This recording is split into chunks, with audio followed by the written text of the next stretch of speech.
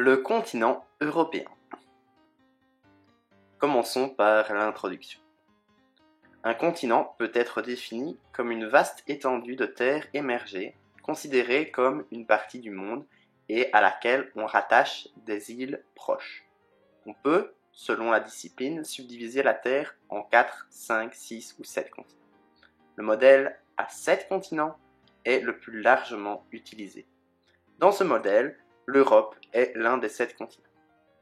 Le continent européen est limité à l'ouest par l'océan Atlantique, au nord par l'océan glacial arctique, au sud par la mer Méditerranée et à l'est par le massif de l'Oural.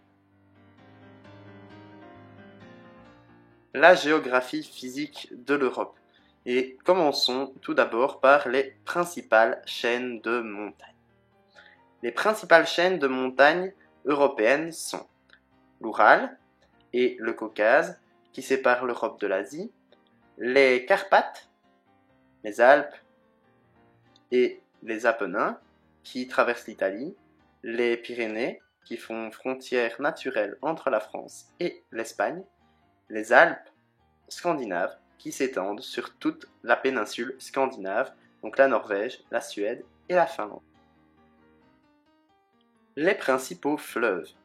Alors, les principaux fleuves de l'Europe sont le Danube, de 3020 km, l'Oural, de 2428 km, le Rhin, de 1233 km, l'Elbe, de 1165 km.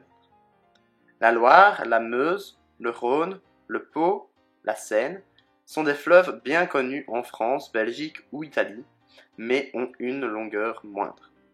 Les fleuves jouent un rôle important dans le développement économique des régions qu'ils traversent. L'Union européenne. L'espace européen est classiquement subdivisé en 4 régions: l'Europe de l'Ouest, l'Europe de l'Est, l'Europe du Nord et l'Europe du Sud. Sont des subdivisions basées sur des critères socio-économiques ou politiques. Aujourd'hui, on parle souvent de l'Union européenne. Cette association économique et politique de plusieurs pays ne s'est pas faite en un jour. En effet, au lendemain de la Seconde Guerre mondiale, de 1940 à 1945, 6 pays, la France, l'Allemagne de l'Ouest, l'Italie, la Belgique, le Luxembourg et les Pays-Bas, cherchent un moyen de consolider la paix et de favoriser le développement économique et social. Il crée ainsi en 1951 la Communauté européenne du charbon et de l'acier, la CECA. En 1957, la CECA devient la Communauté économique européenne, la CEE, toujours composée des 6 mêmes pays. La CEE vise à favoriser les échanges entre ces pays, en créant ce qu'on appelle un marché commun. De 1957 à 1986, plusieurs pays rejoignent la CEE. En 1986, la CEE compte ainsi 12 pays. En 1993, elle devient l'Union européenne, l'UE. Aujourd'hui, elle compte 28 États membres. L'Union européenne est ainsi devenue un des plus grands acteurs économiques de la planète.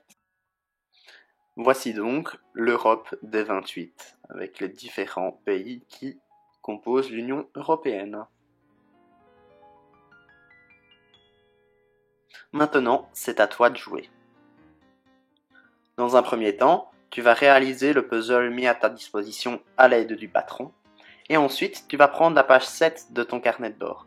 Tu vas localiser les pays de l'Union européenne sur la carte, compléter le tableau avec les pays de l'Union européenne et les capitales, et colorier en vert le pays où se situe Chardonnay.